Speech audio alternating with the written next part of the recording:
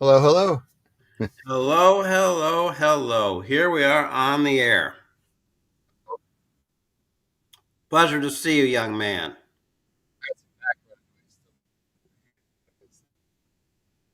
Oh, are we Good. off with a bad connection here?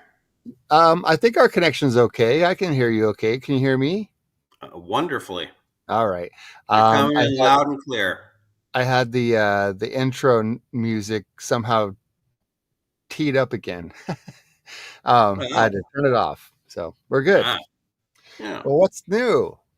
It's what are we? First show in September. Wow. What's new? I'm living the dream, my friend. I'm Yeah. loving. Boy, oh boy, oh boy. Retirement is opening up a world to me. Oh, really? We took we took 3 classes on pottery. Okay. Yeah.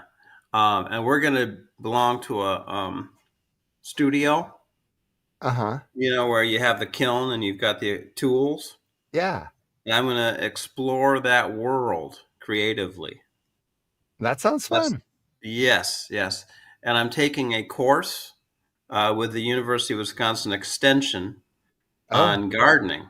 Oh, like a little master gardener type course, huh? Exactly, exactly. But I'm not going to complete the master gardening certification because I don't want to go that far into it. But I'm Yeah. taking the introductory course, which is a full, academic semester, one course, and then I'll take another course that I see online and read Okay. a handful of books and be ready to up my game in the gardening realm. Nice. Well, that'll be fun. Yeah, Yeah. and I just finished a spectacular book on meditation. Best I've ever read. Best Really? book on That's a meditation I've ever pretty read. bold claim.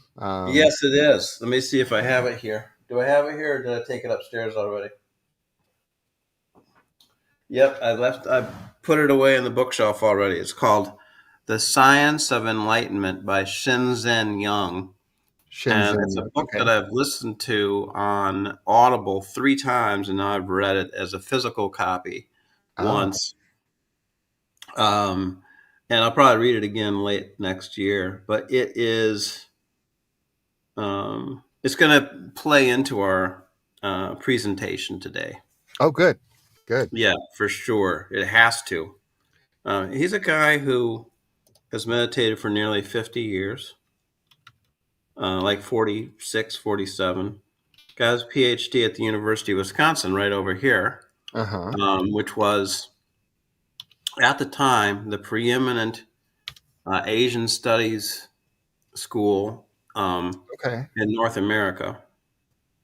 Then he spent 10 years in a monastery in, I forget where it was at first, China or Japan, meditating. Uh-huh. He's fluent in Tibetan, Japanese, Chinese, and Sanskrit. Wow. And then concludes that with being dedicated to science. Okay. He's studied the science of enlightenment. He studied neurobiology, is it? Uh, I think so. Neuro, brain science, um, for like the last 20 years, 25 years. And he puts it all together into this vision, which is just like, ooh, ooh, that's yeah. really cool. I It's just dropped transforming the meditation practice without question. I just dropped a link to that in our chat for anybody Oh, joining us. I knew you would. You're that kind of proficient. Um, yeah. So the science of enlightenment, how meditation works. Yes, Shenzhen Shinsen Young. Young. Good Okay. Lord. There were two. And for whoever let me just forewarn you. There's about maybe 10 or 11 chapters in it. Two sailed over my head. I can't tell you. I can tell you kind of like the words that were written, but I didn't understand them. The rest of it was, you know, accessible. Now, when you say you couldn't understand him, what is it too like existential? Still like a Well, like I just said, philosophical? he's done all these years of studying all these languages and all these meditation practices and all this neurolinguistics, neurobiology stuff. Oh, okay, It just he just it got a little specialized. okay. It kind of like now your brain is going to do this. Uh-huh. If you're and I'm like, now if you've meditated 1,000 hours this year, your mind might start saying this to you. I'm like, well, I'm never going to meditate 1,000 hours in a year, so I'm not sure Yeah, if this yeah. applies. But it was just 2 chapters like that. You You know know, that. meditating 1,000 hours a year, that's a part-time, full-time job. Yeah, 20 hours a week. Yeah. yeah, yeah. I'm not doing it. So, he's talking about the spirituality of gone. Mm. When something ends, notice the emptiness that is in its wake. Okay, so it's just kind of like I'm going to concentrate on what I can understand. How about that? Yeah, that makes sense. Yeah, so that's what's going on with me. I'm excited about life these days. Yeah. Yeah, and Getting to explore more. you in our conversation about scheduling of this, were telling me, we originally had talked about doing this on Saturday, and you said, well, we're leaving the house at 8 a.m. or something earlier, maybe, and Yeah. driving to, I think you said Idaho. Yep, yep. Sandpoint, Idaho. Beautiful place on a beautiful Lake Ponderay, for a soccer tournament. Yeah, yeah. For a soccer tournament. And the soccer tournament lasted how many hours?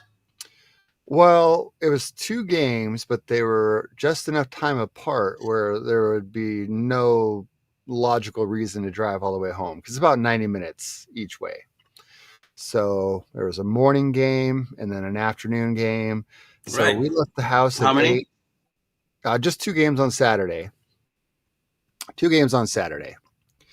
And then there was about almost 2.5 hours in between the games. So, yeah.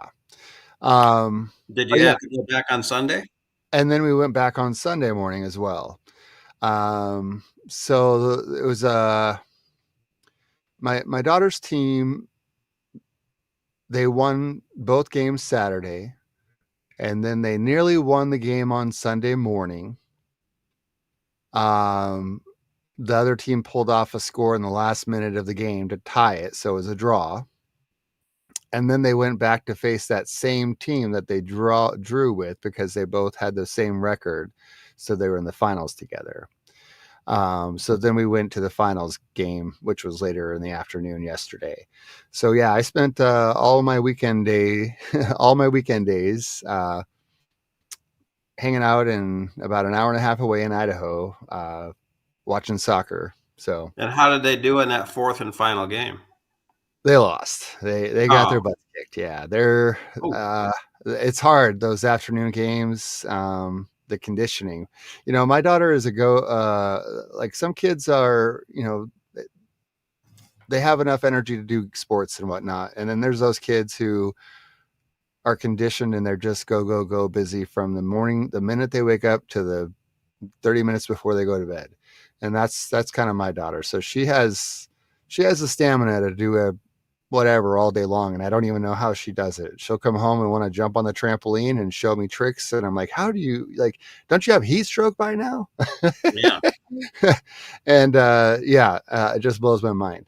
But then there are some kids on her team who are definitely not conditioned the same way she is, and you can tell in those late day games where they're not the same player they were earlier in the day. So they That's struggled. amazing. Yeah. Yep, Okay. but they still got to get a finalist medal for being in the finals. They got to celebrate, that is still a success, and so yeah, it Well, was you're a a good lot good. daddy. Yeah, thank you. And my wife's in Miami on a work conference, so I was rolling solo this Yeah, weekend.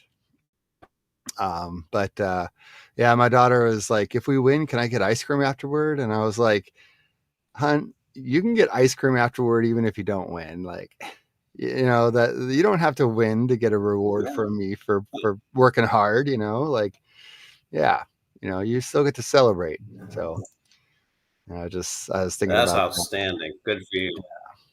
Yeah, Well, maybe I'll have ice cream in her honor later today. there you go. There you go. Yeah,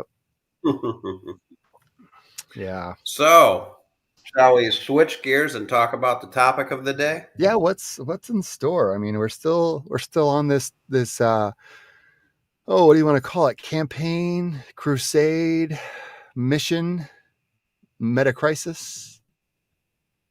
Yes, and it's a hornet's nest. Oh, Right. the more I delve into it, the deeper it goes. Yeah. You know, No doubt. Lord have mercy for the people that haven't watched before. I'll do a thumbnail sketch of what we've said. Does that work for you, Nick? Yeah. Yeah. Helps me too to orient the meta crisis that we've been talking about. Um, is what preoccupies me a lot of the time. I think about it every day, and I can say that I'm kind of adjusting to the light, so to speak. You kind of walk into a room and you start seeing things. Mm, It's what is being called the meta crisis is um, the series of crises that are confronting the world. mm-hmm. So there's wealth inequity. More and more resources and wealth are concentrating in fewer and fewer hands. And it's not just in America, but it's around the world. And it's the worst that it's been since the 1920s. Mm, So more and more people are finding themselves really struggling. And this is kind of beyond political parties, although one party is much better than the other in terms of addressing it. yeah. Um, there is mental health crisis, more and more suicide, more and more depression. Mm-hmm. I know a lot of people that are struggling. Yeah. It's Yeah. not just with grief over loss. It's because it's more like more of a chronic, long term thing. Um, the shootings in schools, I lump into that category. Yeah. There's social media manipulation, so that you've got. I'll never forget some guy, uh, QAnon or 4chan or whatever it was saying that Hillary Clinton had a sex ring going on in a pizza restaurant Oh, alley, yeah. I heard about that. The and, pizza and, and thing. he showed up there in this particular pizza restaurant to confront Hillary Clinton. Oh, and the conspiracies are just whack. Remember a couple years ago, people were thinking that JFK son, what was his name, John Jr., Mm-hmm. that he had survived the airplane crash and that he was going to appear at Dealey Plaza, Oh, and they were all present for it. There's a lot of people up for that. yeah. Okay, so there's social media manipulation. Um, there is environmental degradation. Mm-hmm. And you and I talked about planet boundaries. And if you surpass, I forget if there's 7 or 9 of them, but if you surpass the danger zone of one, humanity's survival is in danger, and we've now surpassed 6. I think it's 6 out of 9. Mm. Oof. Yeah.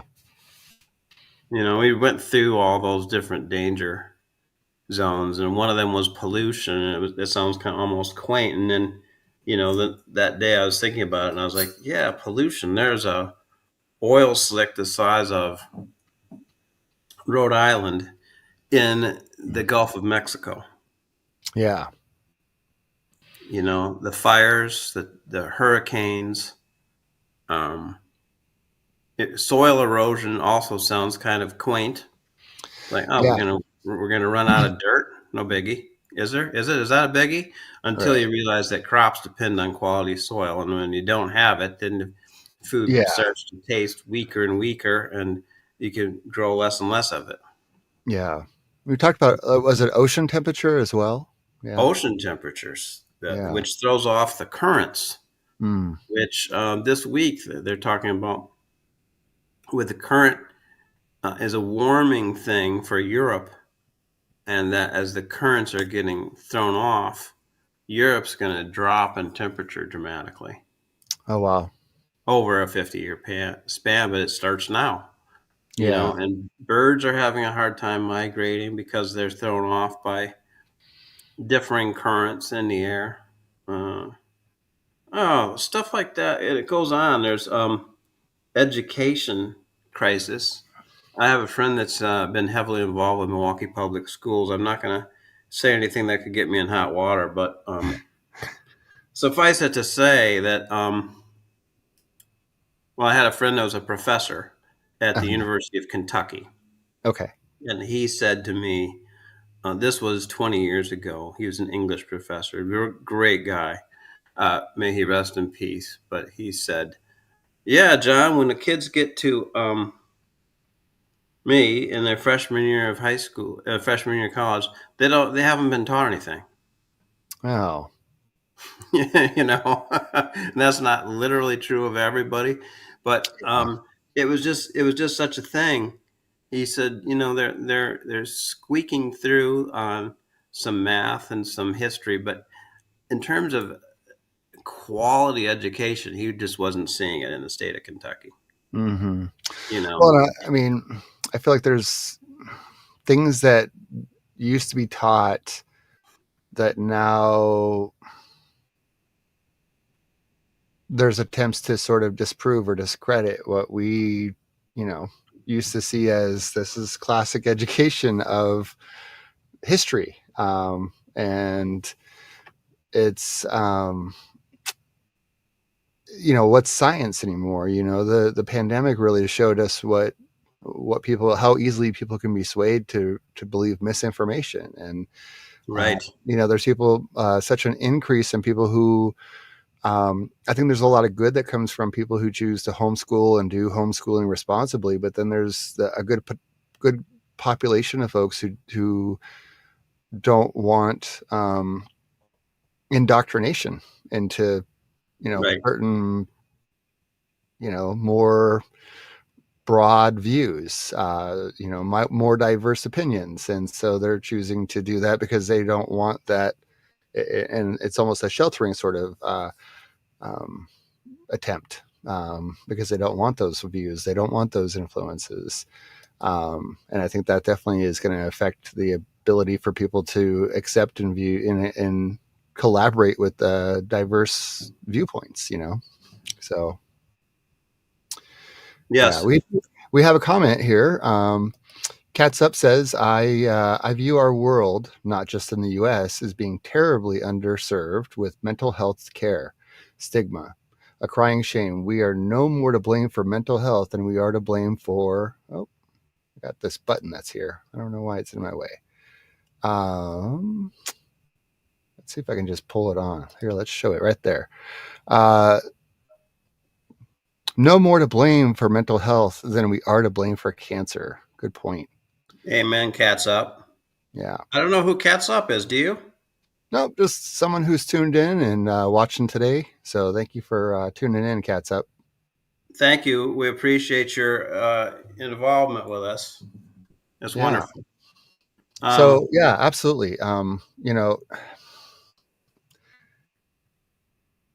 stigma. I mean, there is so much stigma, and then you know, it's hard enough to battle stigma when you're also battling armchair experts and misinformation. Misinformation. right.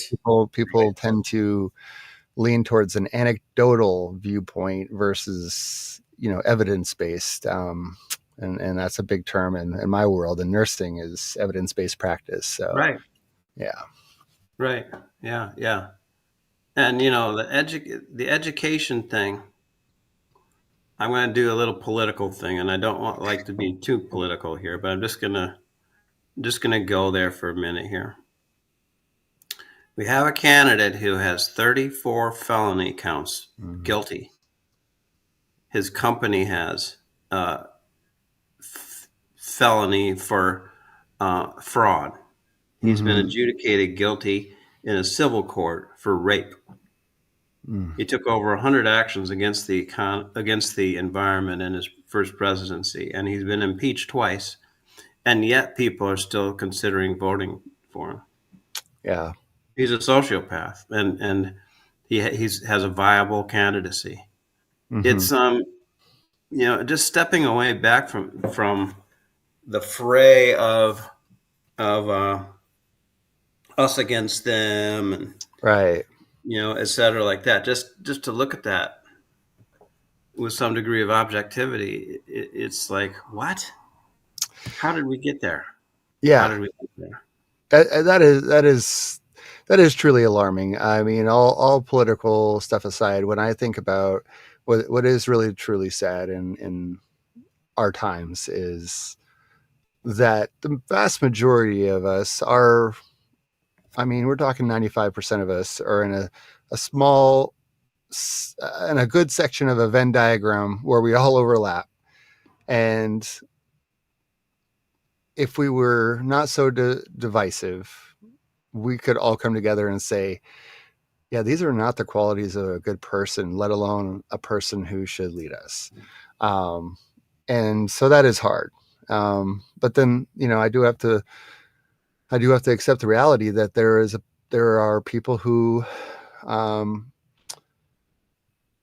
who do want less government involvement, and they see this person as a bucking of the system, of a shakeup that they're asking for, and that don't feel heard and don't feel seen. So I do think Yeah, that's a cause and effect of generations of you know giving some people not a platform or what they perceive to be the feeling of being heard. So we've created that ourselves at the same time as it's outrageous that this person.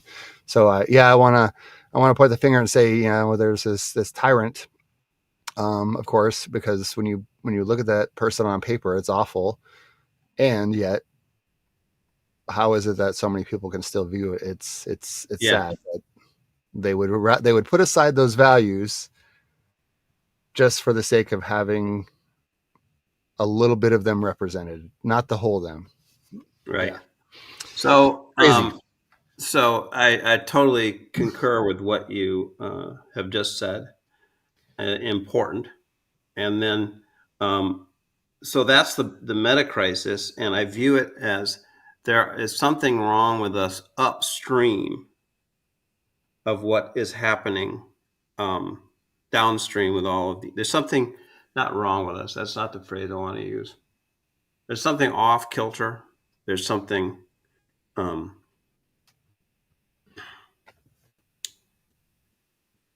dysfunctional um, with the human race that this has all evolved. Yeah. Um, and so that's what I'm spending the rest of my life thinking about, really. Hmm. And how do we improve on it? How do we navigate the meta crisis and regenerate wholesome, holistic thing? So holistic health. So what we've talked about, I given a thumbnail sketch as one way of addressing this is um, this little schema that I didn't come up with. A guy named Dustin DePerna came up with, but it's kind of making its way around. Wake up, grow up, clean up, and show up. And the depths of that. Are you typing it in? Yeah. I saw you starting to type. And we talked about each one in a thumbnail sketch. And we are on week 3 of talking about waking up.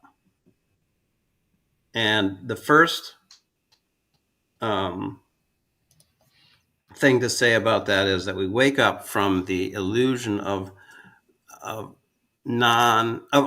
our autonomy and independence from one another. Yes, Hmm. there is that to some in some reality. For instance, I'm the only person that got up this morning and made breakfast and fed the cats at this address. You know, I didn't have anybody else to do it. You know, um, outside of beloved Mary, of course. Yeah. Um, but just the two of us. But we are so interdependent. You know, if you think about, we needed at least 2 people to be born. Hmm.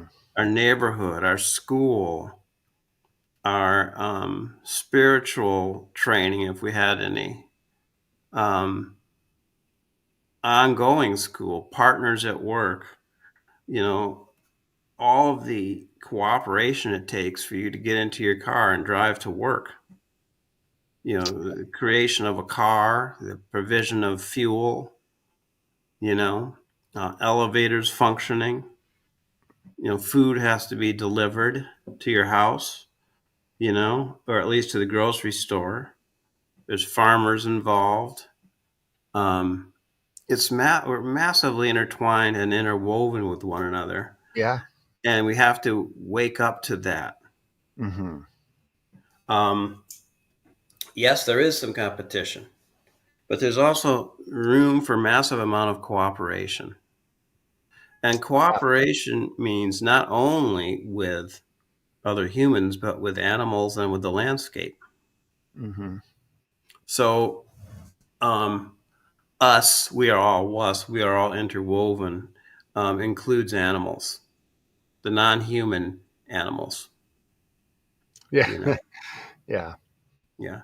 So that's one part of waking up. Another part that we did last week was a sense of gratitude, Yes.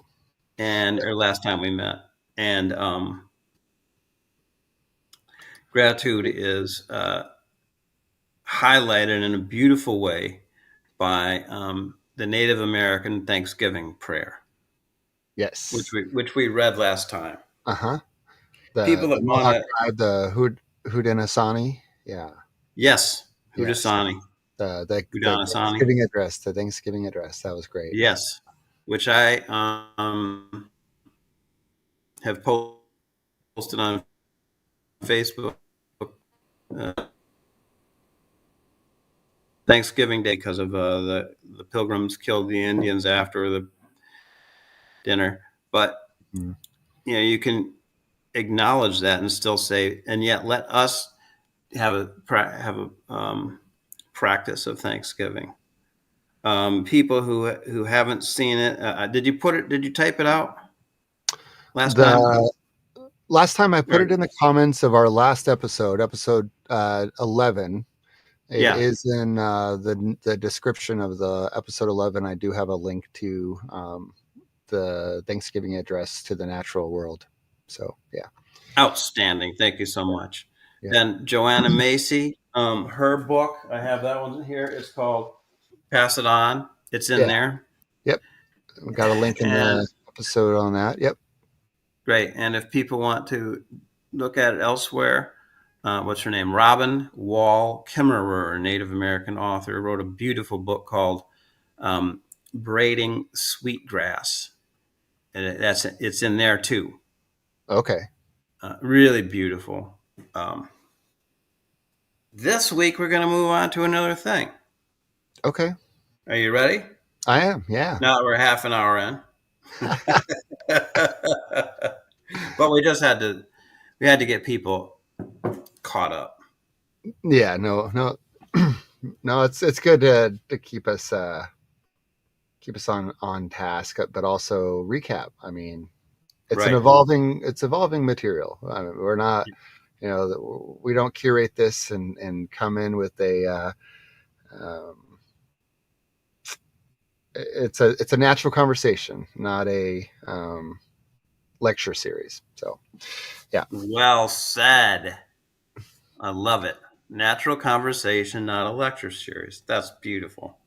I'll go with that. All right. So this next thing is also from that Joanna Macy book. I've heard it before, but I just read this little book, 110 pages. Pass it on. Light. And this is I've got a two-part presentation. This is part one. This little thing. She says that the Tibetans have this. So the book has her in one chapter. She's in Russia, talking to people who have been living in the territory contaminated by Chernobyl. Okay. She also is in Australia. She's in a reservation in Native America, a Native American reservation, I should say.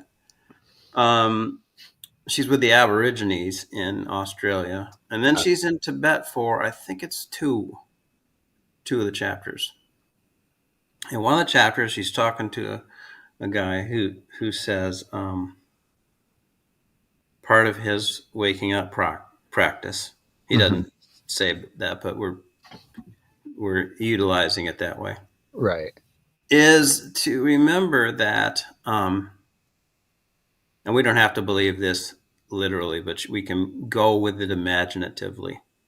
Mm-hmm. Every living being, because of the eons and eons and billions of years of life that has existed, every living being was at one point your mother, and now is reincarnated as, the cashier at the grocery store. Mm. Okay. So our scientific Western minds reject this, which is fine. Yeah.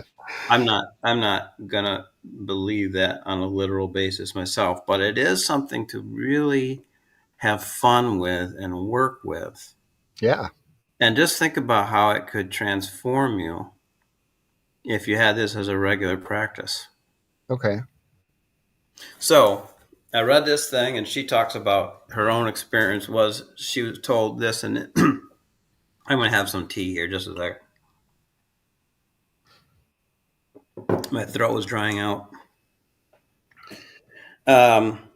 She's talking about she heard this, and then she was on a path in northern India near the Tibet border, and she saw a elderly man carrying. I don't know if you've seen pictures of northern India and Tibet where With the uh, Sherpas?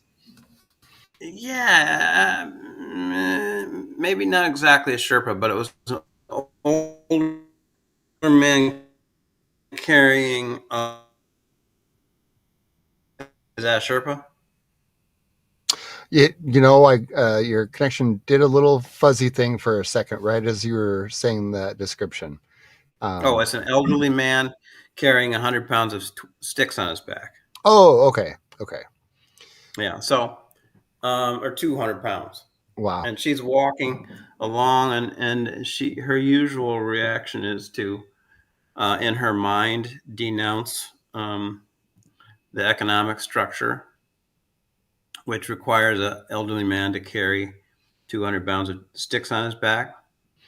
But on this occasion, she paused and she entered into the idea this could be my mother Mm. from a million years ago, reincarnated now. And she stepped into it as an imaginative practice, and her heart broke, Oh. you know.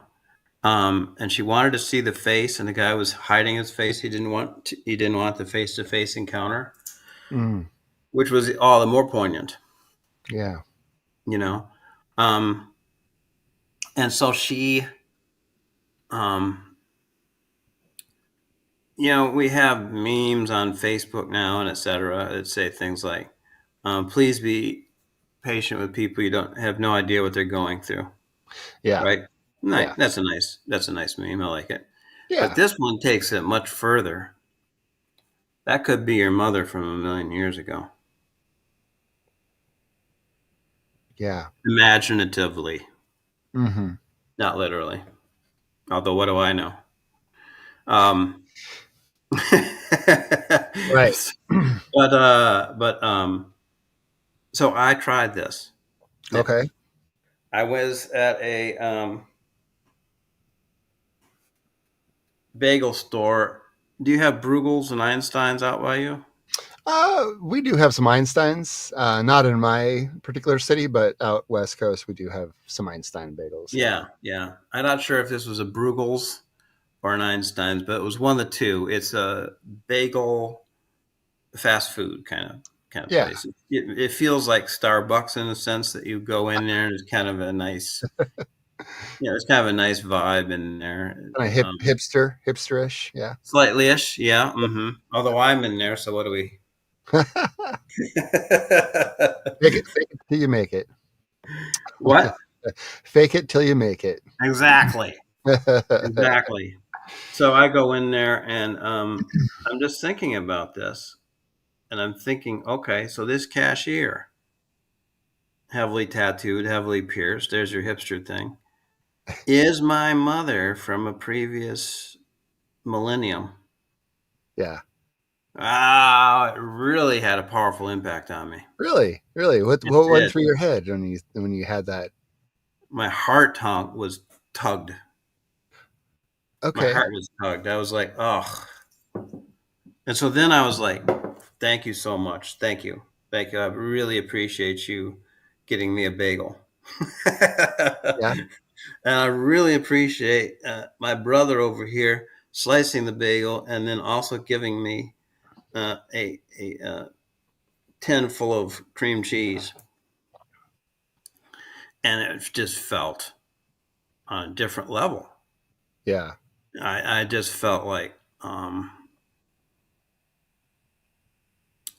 the power of the experience was such that I then turned around and there was the melancholy 10 people on their on their Macs and their Hewlett Oh, Packards, right. with the earbuds Yeah. Yeah. and isolated from each other, and a solemnity and a weightiness to the presence. Right? Do you know what I'm talking about? Yeah. Yeah, we all do. Yeah. Okay. So, and I felt oh, this is like my family reunion for Thanksgiving. Yeah. Everybody here. Yeah. There's mom uh, dishing out the bagels and taking our money. Incidentally, I always get kind of pissed off at like a Starbucks when you buy for it and they ask for a tip. I'm like, a tip for you to pour me a coffee, and I give one, but it just seems kind of like. Eh. And on this occasion, I gladly gave the tip. Yeah. Yeah. You know, Interesting. I Interesting. have always given the tip when they ask, but I Yeah. was much more lubricated to the idea. I feel Yeah. like Starbucks and them should pay their people, so a tip isn't necessary. But Yeah. um, that's off the topic. So, Um, go ahead. all right.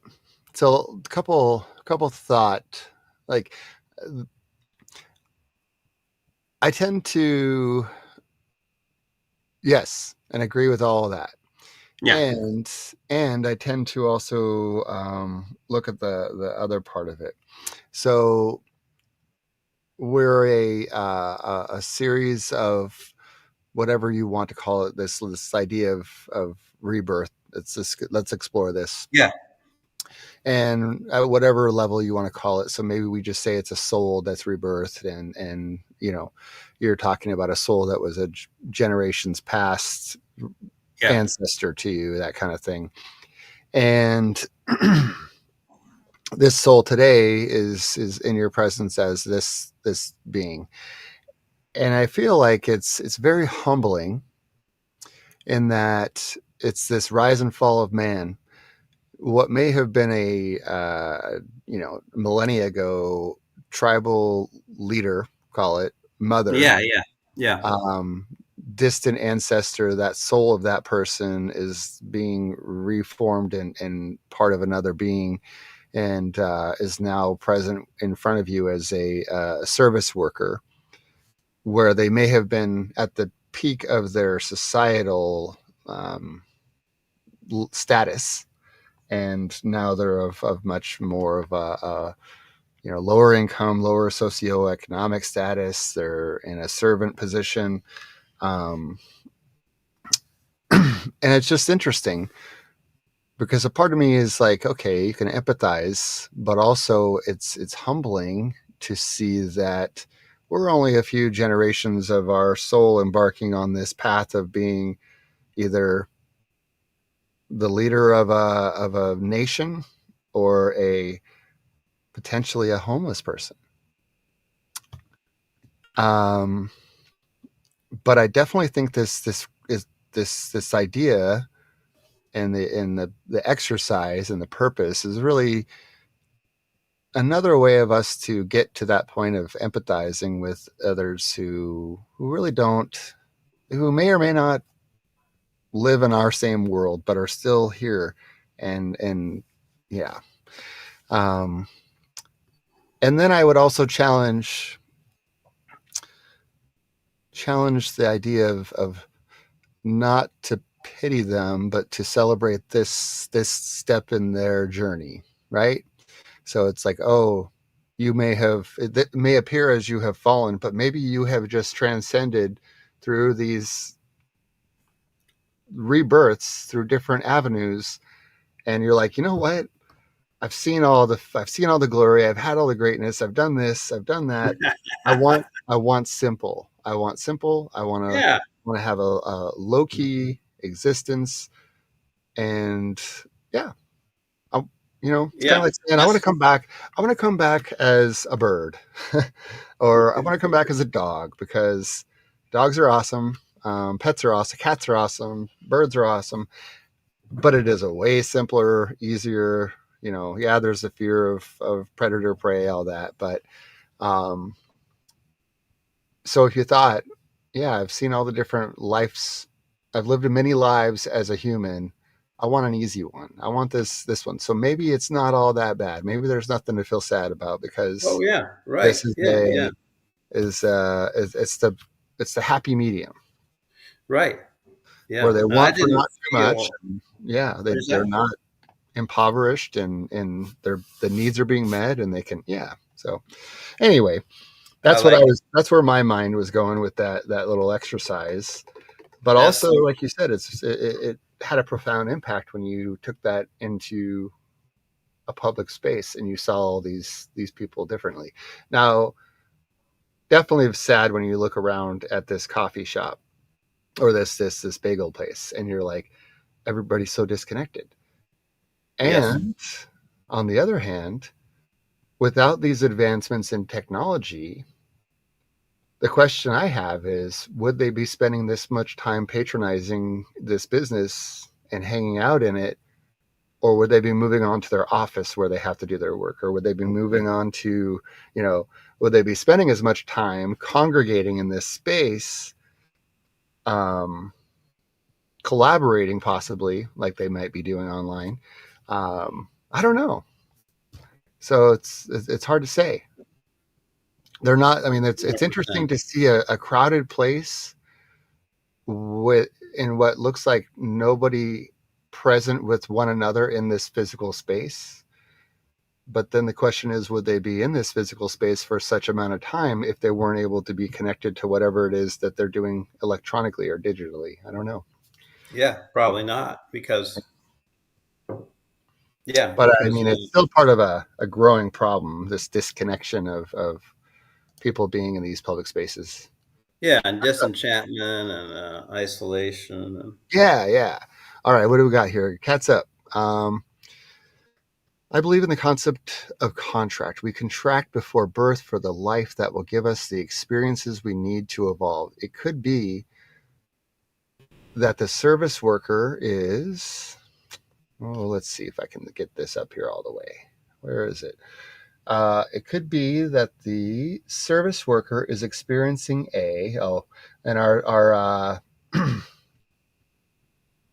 let's see. If we view a person we encounter as possibly our mother reincarnated, does that hopefully make us more compassionate? Is it about connectedness? I believe in the concept of contract. We contract before birth for the life that will give us the experiences we need to evolve. It could be that the service worker is experiencing and then it looks like our comment is cut short. These comments online, they don't give, I think they're limited to the number of characters. So Oh, if Catsup has a follow up to that, then I'll put it up here as well. thank you, Cats Up. Yeah. The first part was absolutely the point of why I'm sharing it. It did evolve, not into a sense of sympathy for the fallen uh, service worker, because for all I know, she's in medical school and putting her way through, or Yeah. whatever. She's Yeah. Right. 100% happy for what she's doing. Um, but it did have a sense of heart to heart. I felt, I felt the maternal vibe. I felt the vibe of son, that I was the son. It Uh-huh. was activated for me. Health Yeah. issue or questions about their sexuality, just as examples. So, yeah. So it could be that the service worker is experiencing a health issue or questions about their sexuality, just as examples. Their job could be the smallest part of their present. Absolutely. 100% cats up. Thank you. Yeah. Thank you. And I think that's important. Um, I think there's definitely a shift where and we're going to age each other in our groups here respectively to the boomer and the gen X, Z, Y, millennial, whatever the heck it is now. And there's definitely this big shift between my occupation is a big definition of who I am versus my occupation is a piece of my life. I see that when I look at uh, my mother's generation and generation, my grandparents' generation, of that emphasis of I have to put in all this work because how I'm perceived and what my profession is, how it's perceived is what defines me. Right. And there's been this shift away from, yeah, that's just, this is what just affords me to do the travel that defines me. This is just what I do so I can, put my kid through preschool, and I'm a devoted mother or father or whatever. It's this idea of this thing serves my bigger purpose. This isn't my purpose. Yeah. 100%. Yeah. Yeah. Um, My family, my upbringing was all about defining yourself by your profession. yeah. Yeah. Yeah. Yeah. And then as a boomer myself, I did grow up with that. And you have that at the high school reunion type of thing, but I never really bought into it. Yeah. I just was too countercultural. Yeah. But anyway, um, so I want to go on to the second part of this. We don't have time for me to give it as a full presentation, which I'll hold off until next week, then 2 weeks from now. Okay. But I will talk about it a little bit. So I mentioned that there's this book that I just read, "The Science of Enlightenment" by Shenzhen Yang, Mm-hmm. and that there's like 9 chapters that I dug, and there's 2 chapters that were over my head. But what he keeps coming back to, what he's distilled after all this stuff and all this, is that when you meditate, to do 3 things. I was like, oh, this is so. Why didn't somebody tell me this when I was 22? Um, you develop your concentration muscles. You concentrate. You focus. That's 1. 2, You develop sensory clarity. In other words, what am I feeling? What am I thinking? What am I Mhm. seeing? Those three in particular. But you can also, what am I smelling? What am I hearing? What am I tasting? Mhm. Presumably not much tasting if you're meditating. Um, and how am I thinking about what I'm experiencing? And then equanimity, which is Mhm. what I've been doing. I'm sitting there meditating an hour a day these days, and you know, it's been the case that 40 minutes in, 42 minutes in, 44 minutes in, my habit for a couple of years has been, "Ooh, this will be nice when this is over. Let's hurry up and get this over with." How much time is it? Oh, 15 minutes. Let me gut this out. Yeah. Who doesn't relate to that? Um, and so now equanimity, he says, breathe equanimity into your sensations that you're focused on.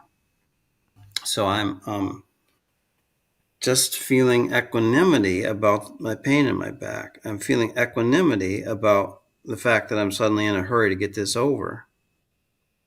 Look at this being, this mind body connection that is named John Hughes, sitting here doing this, and the feelings and the sensations and the thoughts and the squirming and the lack of focus that have come on to you in the last 5 minutes. Yeah. Breathe equanimity into it. And it's just getting to the point now where it's really working. And so that um, all of a sudden the timer goes off. And I'm like, oh, wow, I didn't even know that time was passing. Um, so because of this book, I've made this progress. Now I'm putting this um, process to work on this other practice of envisioning someone as your mother from a million years ago. Yeah. So there's the bagel service worker. Thanks to Cats Up for coming up with the phrase service worker. I forgot about that one. Then there's the cashier at your grocery store. There's the person we order food that comes delivered to our door. Do you have that Yeah, rather we than do that grocery? sometimes. Yeah, yeah. Meal kits. Yeah. Yeah. So that this person comes, pulls their car up to the driveway, comes out and puts it on our door. Hmm. Um, and to look at that person through the window and think that's my mother from 600,000 years ago. Hmm. Now to take this practice, um, this meditation practice, and to put that into a meditation mode on the mother. So I hold the bagel service worker in my concentration. I just look at her and just think that's my mother. What's the sensory um, reality that's coming up? Ah, there's a feeling of tenderness. Yeah. Not for necessarily for, don't get me wrong, for the service worker per se, but Yeah. for my mother manifesting as this. Hmm. My biological mother this go round died when I was 6, so perhaps it registers with me on a deep level more than it might with some other people. Maybe not. Yeah. Um, and then um, to concentrate and to hold that thought, right? So it's not just a passing thought or like a hors d'oeuvre of a thought, Hmm. like, oh, that's kind of a nice little nugget of thought, but to just hold it Right. and then to say, what's coming up for me? This, and this. And then to breathe equanimity into it. And in terms of the Metacrisis, how can this possibly make any difference? Yeah. Because it's upstream of where all these problems are manifesting. Mm-hmm. It creates a sense of compassion, um, and openness that's more widespread than our habitual selves might have. Yeah. At least it does for me. Yeah. And you know, I think Cats Up, thank you. And again, in your comment, make us more compassionate. Is it about connectedness? And absolutely, absolutely does. I love Cats Up speaking up, whoever that is. Please do it again. I always like it when people interact. Absolutely. Yeah. Were you going to Yeah. say something? Oh, I was just, in terms of this greater idea of the meta crisis, and like you kind of hit it there. Where you're like, well, in all of this going on, what can I do? What is my part? And going back to the, um, wake up, grow up, clean up, show up. Um, it can seem like a lot, or as I think I've said before in the past conversations, this exercise in futility, like, this momentum is there. What's going to stop it? Um, but as a collective group of as a hive of humans, um, we can all do this little bit to, maybe for you it's the viewing this person as a mother reincarnated from, whatever it may be, hundreds of years ago. Seeing that person in really in a humanizing, connected way that says we're more connected than I realize, and if I take it to the extreme of, like, they could be my mother, or my mother from a millennia ago. Um, that's one, and that's If a good our accomplishment. viewers are working the process of cultivating Thanksgiving and cultivating this sense of maternal compassion with everybody, while also keeping their eye on the realities of the meta crisis, all this deep, deep, deep problematic stuff in the human race, Yeah, they could live a life that's very worthwhile. a I little mean, not to say that they aren't already, but I speed with mean, just to enhance the worthwhileness, yeah, to enhance the element of worthwhileness. yeah, Yeah, it's a way to navigate it.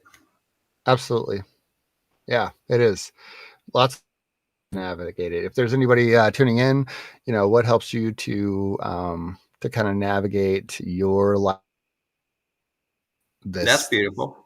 this growing burden of the world, that connection a little bit, maybe. Oh, um, what helps the rest of our viewers with connecting with those around you in a way that's, compassionate. This disconnect at a crisis of, you know yeah, it sometimes can feel like doom and gloom. Just, and how do we the bigger. Our connection's a little bit off here. Yeah, it looks like my connection is a little sour.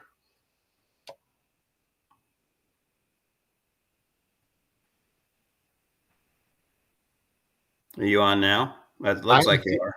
I am here. It looks like I'm having a little latency in my connection. So Latency in your connection. Okay. yeah, that's what when I hover my cursor over the little health of my connection, that's what it tells me. Okay. All right then. Can't have that. Yeah. All right. Well, next time that we meet, we're going to move on to wake up to the next part. Okay. Clean up. Clean Sounds up. good. Ooh wee. All right. That's a big one. Well, sounds fun. Um, it looks like we Cat's Up had to leave, so we're down to just the one other viewer. Um, but yeah, next time we'll tackle in jump into that. Definitely appreciate the viewer contributions and chat today, and we'll continue to engage as long as we have the comments and the viewers here live, and um, we'll get that next live session posted out there as soon as we can. And just stay tuned if you want to. There's a little subscribe. You can be notified when that is posted and ready to sign on and join us. Thank y'all for coming. All Please right, do. take care, John. Yeah, you too, Nick.